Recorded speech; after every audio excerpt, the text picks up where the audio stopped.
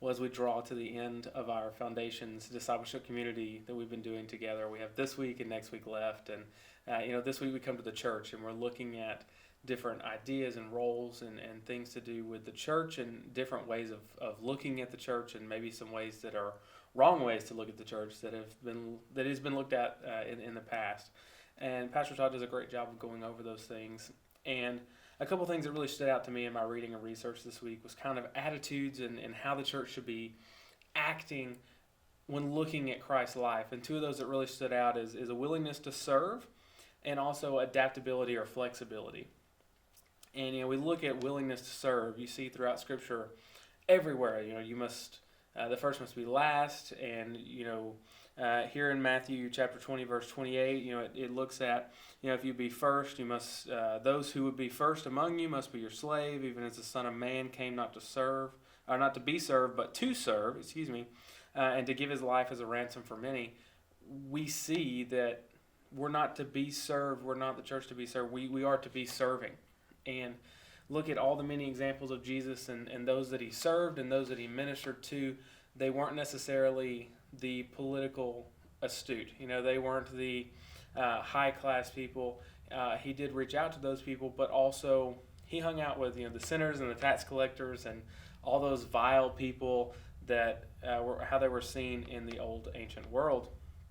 And I think today, as the church, we need to reach out and we need to serve those people who are less fortunate. We need to serve those people who other people aren't serving for whatever reason. And I feel like this is one of the churches I've been at that's done such a good job of that.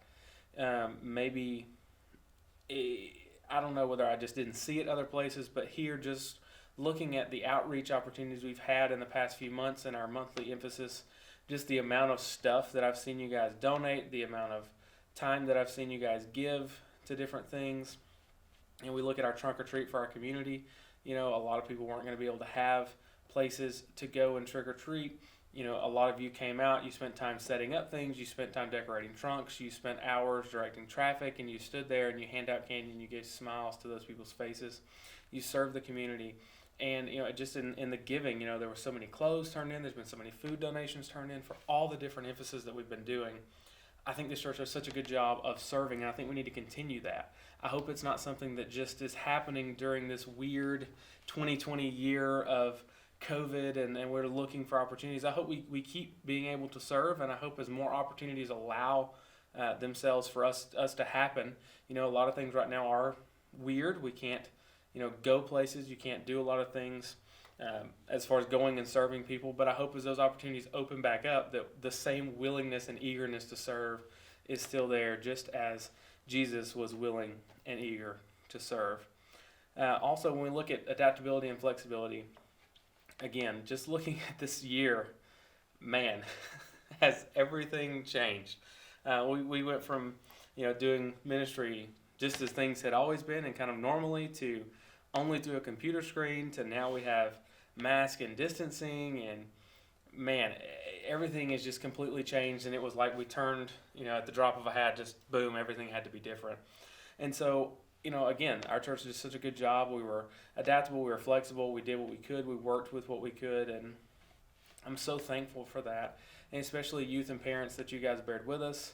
You came to the outdoor activities we tried to do during the biggest part of the shutdown, and then now, coming back to youth group, we've seen very little drop off. It's been amazing, and it's such a blessing to me and to our church. But just looking at Jesus' life, obviously, yes, Jesus is 100% God and 100% man, so there's some aspect of he knew things were going to happen, so he wasn't really taken off guard by some things that maybe we would be. But just look at the story of Jesus, and so many things happened that, I'm sure that wasn't planned for. It wasn't scripted for, even by just the group that's following him, the disciples. So just the ability to be flexible, the ability to just roll with what's going on and still love people and have a serving attitude and a humble attitude throughout all of that is such a big deal for the church. And if you just think about maybe opportunities that you've been in, both maybe not as much youth, but parents also, that you've walked into churches and that servant attitude's not there, that adaptability and flexibility isn't there, A story that I jokingly tell is, I've walked into a couple of different churches, visitors, and sat down somewhere, and then immediately been told by a church member that I was in their seat. That this didn't happen here; it happened obviously in a land far, far away. But just that rock solid, we've always done it this way, we have to do it this way mentality, and just not looking at serving other people and kind of for our own satisfaction just starts to starts to just kill the church from the inside out. And so we have to be diligent, we have to watch to make sure that we're doing everything with a servant's heart and that we're trying to be as flexible as possible. While still, obviously, there's some things we can't be flexible about, but there's a lot of things that we can be that we kind of put into our convictions bucket that maybe should not be in our convictions bucket, that should just be these are personal preferences of how we do things, and so we can be a little more flexible about them. Again, I think this church has done a great job of being flexible and being the hands and feet of Christ, serving during this past year and during the 2 years that I've been here. Lastly, I just want to kind of round this off with looking at what is known in the theological world as silo ministries. So being a part of the youth group is not being a part of the church. Being part of a college group is not part of being the church. And I think these lines have been blurred so much, maybe not as much with our church, but they do exist. And they exist with a lot of other churches. We see children who start in children's church, and that's their worship, which, I'm not inherently against these things. These things are good in their own ways, but we have to be careful. We get children that get used to children's church, which is worship and messages focused directly at them. And then we move to youth worship. A lot of churches have their own youth worship service on Sunday morning, so the youth don't go to quote-unquote big church. And so we move into that, and, worship's targeted at them, messages targeted at them, everything's about them. Then we move, graduate from high school, move to college. Hopefully you find a church in college. A lot of people who've been parts of these, silo ministries and don't have connections in the church don't want to seek those connections in college. But let's say you do. You find a college group, so you're a part of a college group, and everything's about you again, targeted worship, message, games, what have you. And then you leave that college group, and you're no longer feel connected to anything, and you've never really had that connection to a church per se. You're just looking for another little group, and now you're just lost in the world. And this is one of the things that I hope and pray that we work through here at our church, and we've been trying to do. We have tons of senior adults who have volunteered with the youth group that always give, and they do things with us, and I feel like a lot of our youth have great connections with our adults here at the church, but I want to keep that growing. I want to keep pushing that. And, parents and youth, I'm challenging you to help me with that. Start forming those connections. Start just saying hello to people on Sunday morning. Now, I know it's weird, and I know it's difficult with distancing and mask, and just everything is weird, and I get that, but bear with me. Because if you guys aren't getting these connections to other generations and other people of the church, and you're only connected to the youth group, then like I said, you're going to graduate, and you're not going to be searching for a church. You're going to be searching for a group. And that's not okay. That's not what the church is. It's not just a group of people our own age. Look all through Acts. Look through the New Testament. Look at the examples of the church. It's everywhere from babies to senior adults and everybody in between.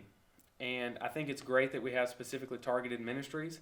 I think that helps disciple our children, helps disciple our youth, helps disciple our adults in ways that couldn't be done together in such an effective way. But we have to make sure and keep those connections as well. So youth, parents, I just want to challenge you guys to find an adult in our church and just maybe become prayer partners with them. Ask how you can pray for them, ask how they're doing, check up on them, and I'm sure they'll be happy to do the same back for our youth. It's one of the, again, weird things with COVID that you don't really hang out with people as much, and we're all being a little extra cautious, but we still have to find ways to make those connections, come together as a church as one body and not just as a children's ministry, a youth ministry, an adult ministry. We have to all come together and be the church. And those ministries can be a part of the church, but we have to be a part of the church first. Just thank you guys so much for everything that you've been doing through this Foundations curriculum. I really do hope you've been examining your lives just as I've been having to examine my life as I study for these weeks. Just that we do grow closer to Christ. We do push towards our purpose of knowing God and making God known.